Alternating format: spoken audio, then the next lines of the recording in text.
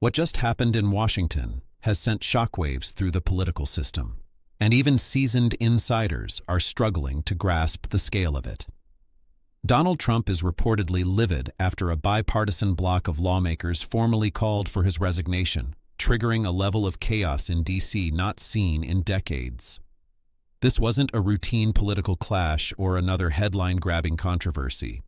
This was a rupture, sudden, public, and deeply destabilizing. The spark that ignited this firestorm was a leaked internal memo, now circulating at the highest levels of Congress. According to multiple sources familiar with its contents, the document alleges that Trump personally interfered with active military operations, not for strategic reasons, but for political leverage. The claim is staggering, that key defense authorizations were deliberately delayed because certain military leaders had not publicly supported Trump's political agenda. This is the kind of allegation that changes everything. Within hours of lawmakers reviewing the memo, Washington descended into emergency mode. Closed-door meetings were hastily convened. Phones lit up across Capitol Hill, and then came the moment that no one expected, a formal resignation demand signed by members of both parties, including Republicans who had previously stood by Trump through every storm. That's when things crossed into truly historic territory. Calls for a sitting president to resign are extraordinarily rare. Bipartisan calls are almost unheard of. And when lawmakers from the president's own party publicly break ranks, it signals that something far more serious than political disagreement is at play. This wasn't about ideology. This wasn't about policy. This was about the core responsibilities of the presidency. To understand how we got here, you have to look at the pressure that's been building for months. Trump's relationship with Congress had already deteriorated amid bruising budget standoffs, repeated accusations of executive overreach, and growing tension with military leadership. But none of that prepared Washington for what lawmakers say they saw in this memo. According to reporting from multiple outlets, the document, dated just weeks ago, details direct involvement by Trump in decisions normally handled through established military and civilian channels. The memo allegedly shows Trump instructing his chief of staff to delay authorization for sensitive defense operations. These were not symbolic moves. They involved time-critical actions tied to intelligence gathering and troop safety in volatile regions. What made the allegations explosive wasn't just the interference, it was the motive.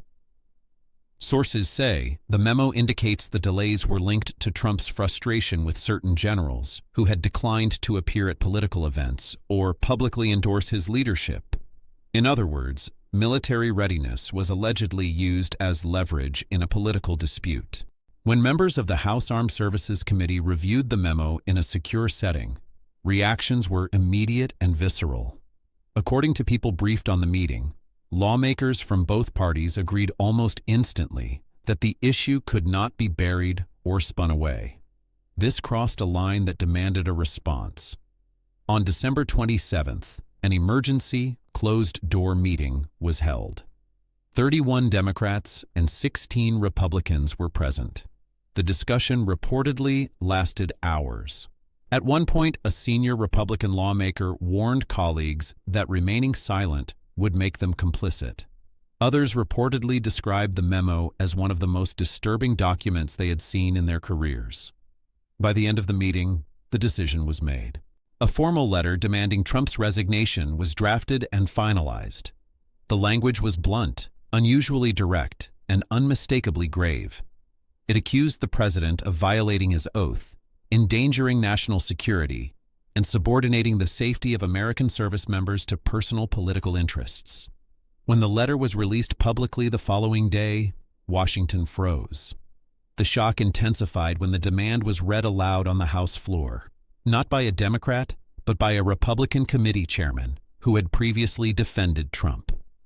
Witnesses say his voice wavered as he spoke, emphasizing that his duty to the Constitution outweighed party loyalty. As a veteran, he said, he could not ignore evidence suggesting the commander-in-chief had put politics ahead of troop safety. That moment changed the entire equation.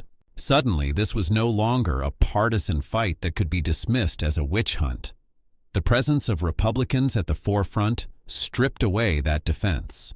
The narrative shifted from political persecution to constitutional crisis. History offers few comparisons. Richard Nixon faced mounting pressure to resign only after members of his own party concluded he could not survive impeachment. Bill Clinton faced resignation calls, but they never gained bipartisan traction and did not involve national security. Trump himself survived previous impeachment efforts precisely because Republicans stayed united. This time, they didn't. Legal and military experts say the allegations strike at the heart of civil-military relations. The president has broad authority as commander-in-chief, but that authority is not unlimited. It must be exercised in the national interest. Using military operations as political bargaining chips, experts warn, would represent a profound abuse of power. According to analysts who reviewed summaries of the memo, Trump is alleged to have personally ordered delays in at least 3 operations tied to force protection and intelligence. The memo reportedly quotes Trump expressing frustration that certain generals were not helping him politically and insisting authorizations wait until they did. If accurate, the implications are enormous. Republicans now face an impossible dilemma: defend Trump and risk being seen as excusing behavior that endangered troops, or break with him and incur the wrath of his fiercely loyal base. There is no clean escape. The evidence, they say, leaves no room for a neutral position. Legal scholars across the ideological spectrum are sounding alarms. Some warn the alleged conduct could violate federal laws prohibiting the use of government resources for campaign purposes. Others describe it as a textbook abuse of the commander-in-chief role. Even typically sympathetic commentators have struggled to defend the situation, acknowledging that national security cannot be entangled with political loyalty tests. The political fallout is already spreading.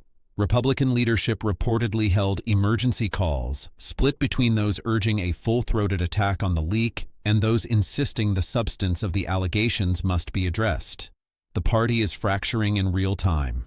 Trump's base, meanwhile, is furious. Republicans who signed the letter are being branded traitors and targets for primary challenges. Social media is flooded with accusations of betrayal. Trump himself responded with blistering statements, dismissing the memo as fake and attacking lawmakers by name. He framed the resignation demand as a conspiracy by Democrats and disloyal Republicans, vowing political retribution. But experts note the intensity of his reaction may deepen concerns rather than calm them.